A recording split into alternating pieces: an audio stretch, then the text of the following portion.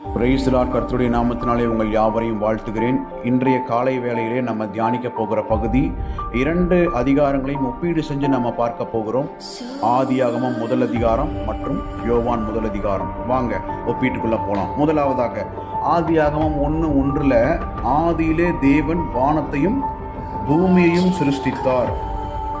இதுல கேள்வி என்ன வருது அப்படின்னா, வானத்தையும் பூமியையும் கர்த்தர் எதை வைத்து சிருஷ்டித்தார் அல்லது யாரை வைத்து சிருஷ்டித்தார் அப்படின்னா, அதற்கான பதில் யோவான் 1 அதிகாரம் முதல் 3 வசனங்கள்ல ஆதியிலே வார்த்தை இருந்தது, அந்த வார்த்தை தேவனிடத்தில் இருந்தது, அந்த வார்த்தை தேவனாய் இருந்தது, அவர் ஆதியிலே தேவனோடு இருந்தார், சகலமும் அவர் மூலமாய் உண்டாயிற்று அப்படின்னு சொல்லி நம்ம பார்க்கிறோம்.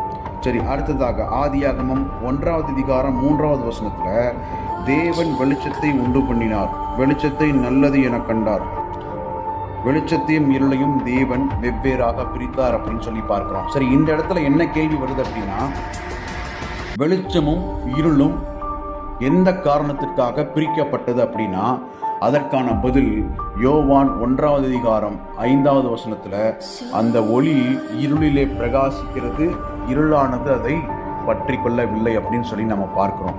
அப்போ இருளானது ஒளியை பற்றி கொள்ளாததுனால இருளுக்கும் ஒளிக்கும் இருளுக்கும் வெளிச்சத்துக்கும் தேவன் என்ன உண்டாக்குறார் அப்படின்னா, பிரிவினையை உண்டாக்குகிறார் அப்படின்னு சொல்லி நம்ம பார்க்கிறோம். அப்படின்னா வெளிச்சம் வருகிற நேரத்தையும் இருள் வருகிற நேரத்துக்கும் கர்த்தர் இடையில ஒரு மிகப்பெரிய கேப்பை உண்டு பண்றார் அப்படின்னு சொல்லி நம்ம தெரிஞ்சுக்கணும். இதை நம்ம நன்றாக புரிஞ்சு கொள்ளணும். அடுத்தது ஒரு கேள்வி வருது பாருங்க, சூரியன் எப்போது உருவாக்கப்பட்டது? சூரியன் 4வது நாளில் உருவாக்கப்பட்டது. அப்ப இந்த 4வது நாளுக்கு முன்னாக இந்த பூமிக்கு ஒளியை கொடுத்தது யார் அப்படின்னா, ஆண்டவராகிய இயேசு கிறிஸ்து அப்படின்ற விஷயத்த யோவான் 1:4 பதிவு பண்ணுது.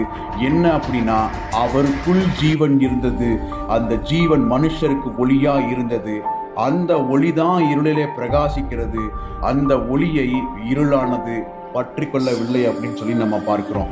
மேலும் பல ரகசியங்களுக்கு எங்களோடு இணைந்திருங்கள். கர்த்தர் நம்மை ஆசீர்வதிப்பாராக. ஆமென்.